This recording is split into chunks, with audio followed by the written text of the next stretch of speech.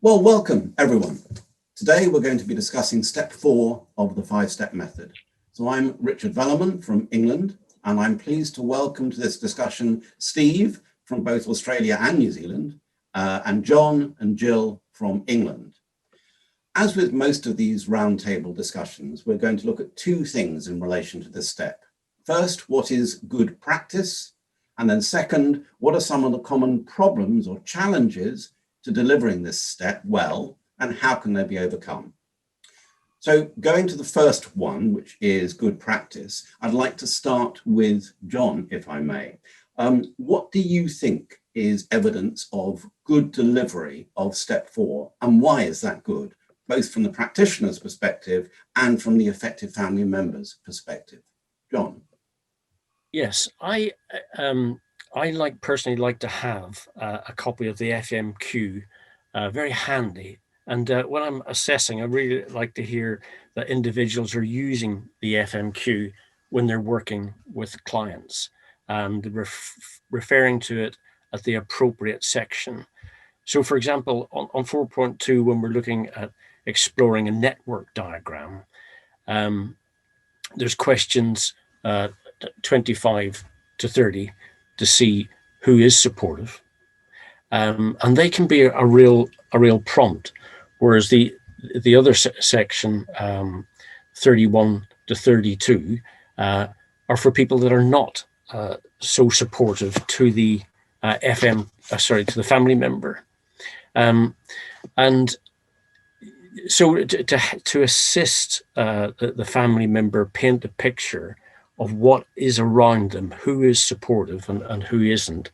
I personally like to hear the practitioner concentrate more on those who are supportive, and then why is it they're supportive?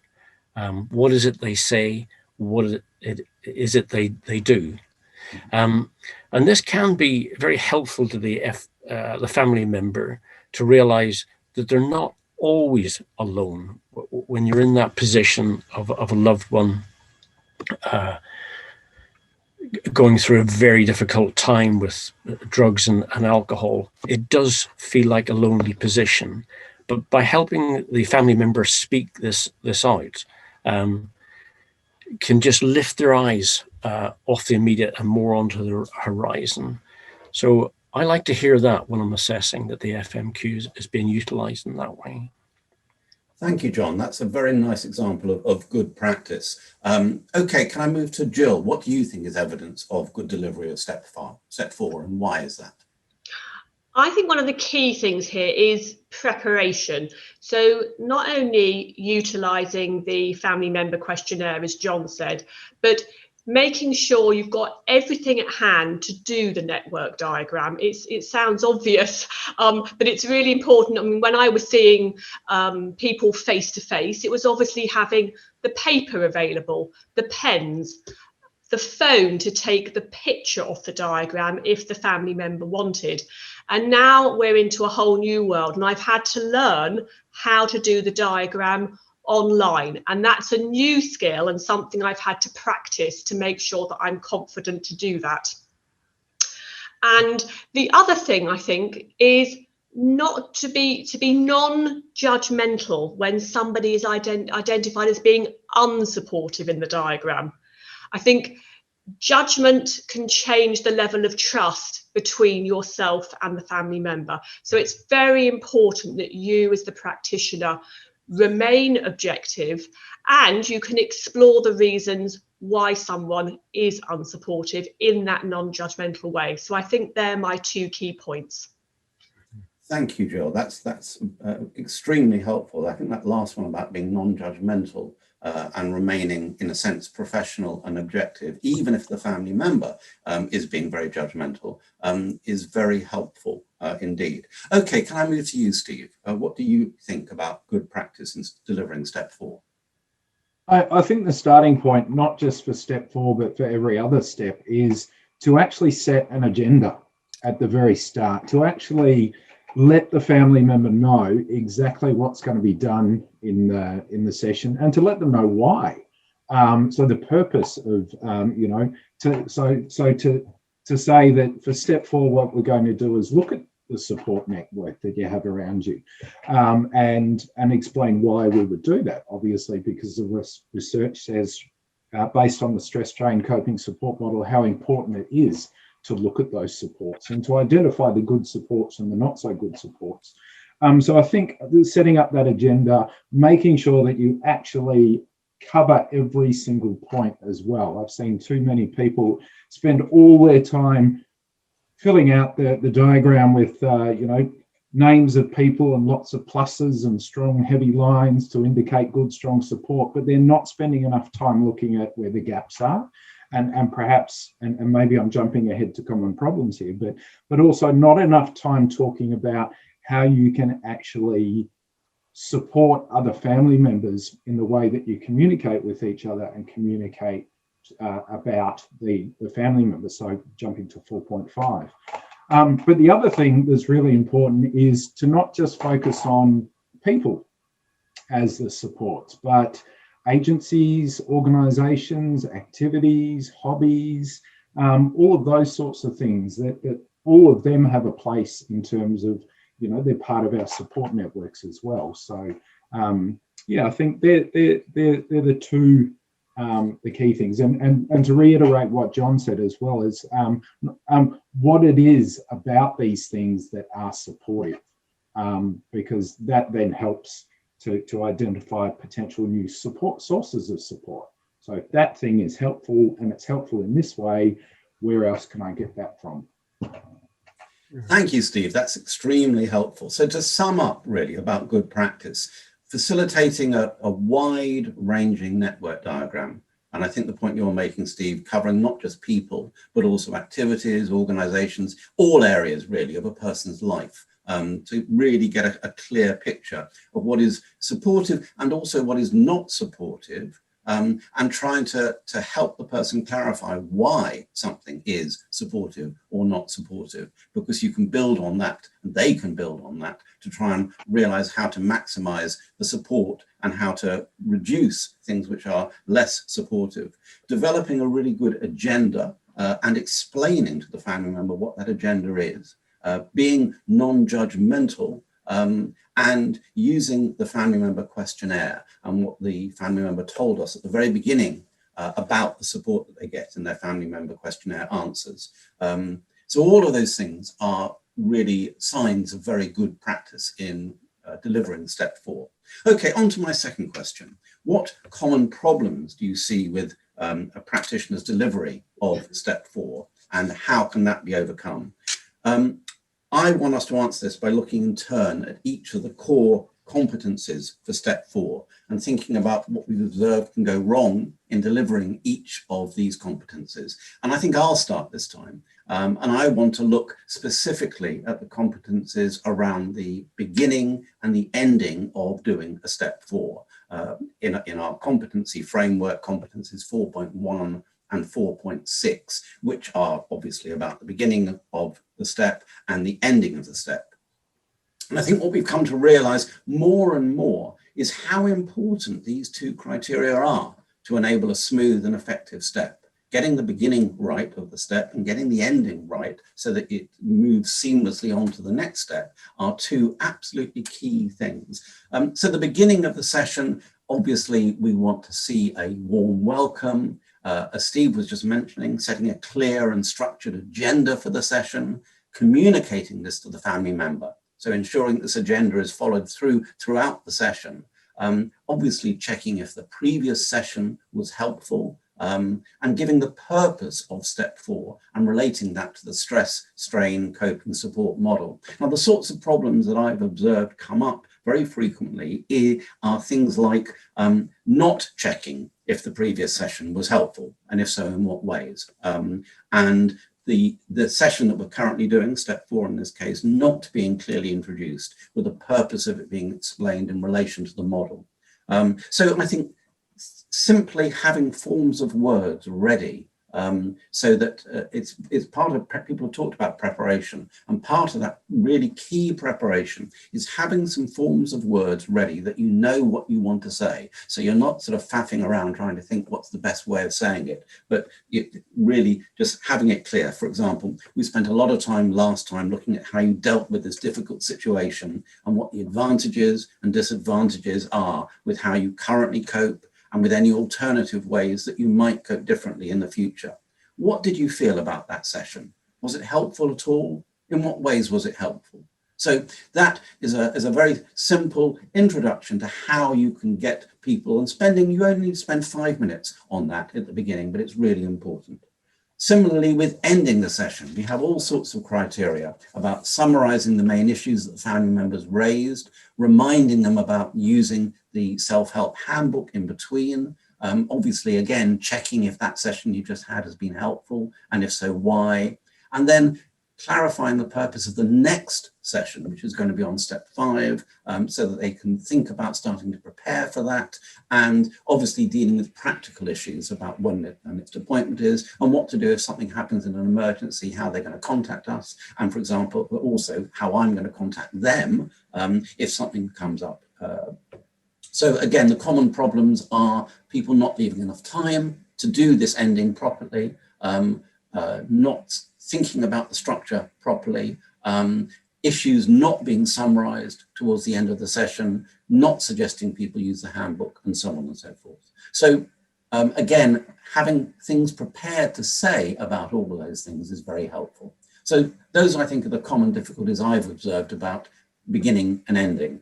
Can I move on to John now? What common problems do you see in relation to the second competency, which is discussion of the who, what, why is helpful and unhelpful in terms of support using a network diagram? Yes, I think not trying to second guess the family member. So, for example, if we as a practitioner have an interest in a particular area or a particular activity, sort of mountain biking, which I love, it'd be easy to encourage people. Well, why don't you try this, or why don't you try skydiving? But to avoid that and to say what interests you, but also to examine. We don't often hear, what did you used to do? What is it that this situation before you has stripped away from you bit by bit, that you are no longer going to, say, acquire? So it's not for us to come out with a list of activities, but to really dig in and say, what is it that interests you, and what is it you used to do that you no longer feel you have time? And then another problem is this just isn't for the immediate family member in front of us, but also could include the wider family, that they may be able to do things together instead of just concentrating on the problem. What is it that we would like to do? So yeah, it's just colouring in a bit more already what's already hinted at and the paperwork and the FMQ and things like that. Thank you, John. That's really helpful. And I think this idea of getting people, when you're developing a network diagram and thinking about how people, what is and isn't supportive in terms of people, but also activities, this key question of what did you used to do? What has the situation made you feel that you can't do or stopped you doing, which is a very interesting way of opening things up. So thank you very much for that. Okay, let me move on to Jill. What common problems do you see in relation to the third competency to do with step 4, which is exploring how to develop and continue to develop positive support? The things I see the most common problem is that it's not done, or it's not done in enough detail. So often you've got the person's got the network diagram in front of them, and they've got a few, they've got some crosses and some ticks, but there isn't really an exploration of the support and how to develop it further. So it might be that somebody is really supportive, but the family member actually doesn't talk to that person very often. So it's trying to explore with the family member what else would be helpful to them. So a little bit more exploration about gaining more support and what they might do. And the opposite to that, actually, in this step is you can ask about the unhelpful support and how to reduce it. I mean, sometimes a family member will go, oh, well, actually, I'll just stop talking to them about my husband because they're quite judgmental. So they kind of feel normally it's a kind of common source of discussion and it leaves them feeling depressed. They like the person, they can be supportive in other ways, but they just want to stop talking about the issue because the person is judgmental. So I think those two things about allowing enough time to explore it and thinking about this issue of developing positive support more can be done in greater depth. So Thank you, Jill.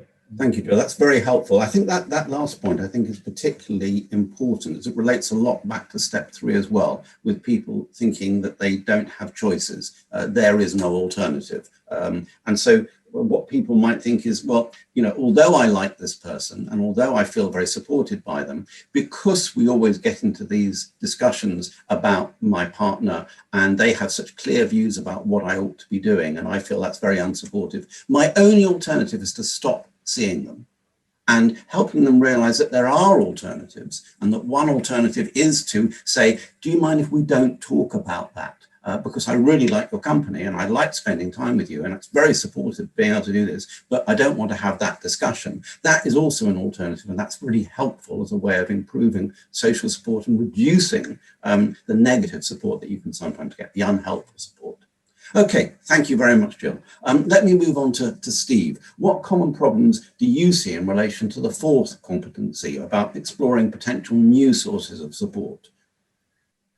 I think one of the problems here is that often people don't know how to ask about what's not there, what's missing. So trying to develop a way to actually find how do you ask a question about the gaps that are there. And I think people struggle if they don't have a framework with which to apply to help someone figure out either their support or their well-being. So here in New Zealand, we have a common framework that's used called the Te Whare Tapa Whā, which is the House of 4 Walls. And it's a model of well-being that was developed by a very famous man, Sir Mason Jury, New Zealand's first Māori psychiatrist.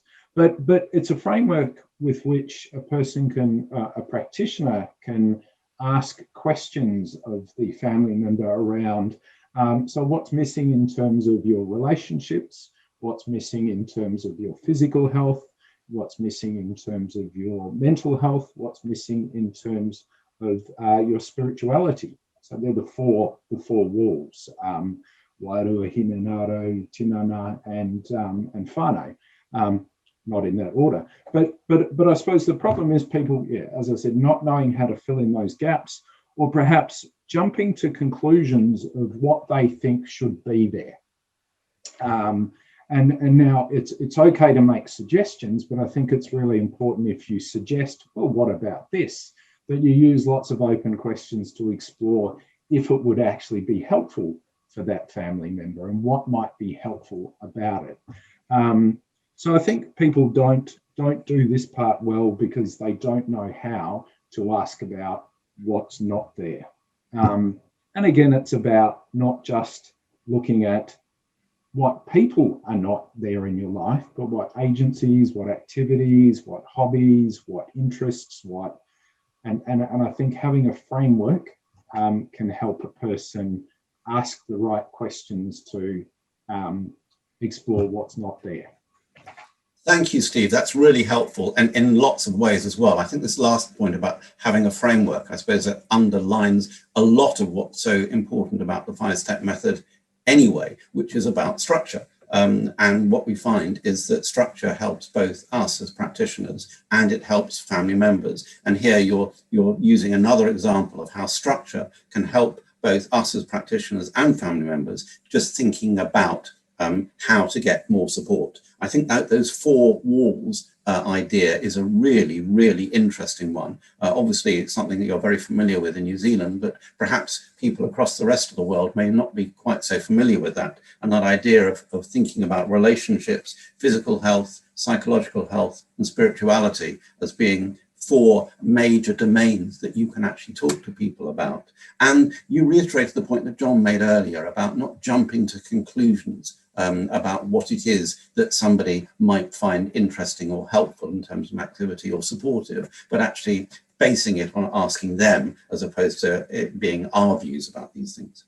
Okay. Finally, let me ask both you, Steve, and Jill to reflect on the common problems that come up in relation to Competency 4.5, which is about discussing how family members can support each other and agree on approaches when communicating with the using relative. Steve, do you want to go first?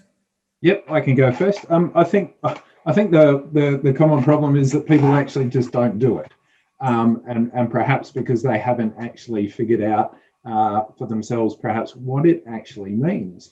And I think at the core, it's about talking to the family member about how they talk to their other family members about the person with the substance problem or the gambling problem. And it's not necessarily about all agreeing to respond to that family member in the same way, but having an understanding about how we each respond, and perhaps even coming to a point where we can agree to disagree, but we at least understand why I respond this way and why you respond that way, so that perhaps we're less annoyed or frustrated or angry with our other family members because we know why they're responding that way, even if we don't actually agree with it. So that for me is kind of the core of this bit. And it's as simple as saying, so how do you talk to your daughter about what your brother is doing, or whatever the family relationship is? It starts by saying, how do you communicate with your other family members about the person with the problem? Thank you, Steve. That's really helpful. Jill, do you want to add to that? I think too, yes, that Steve's made the excellent point that often, as an assessor, people completely miss this area out. And I think one of the reasons is, as Steve said, it's about the form of words to use to ask the question.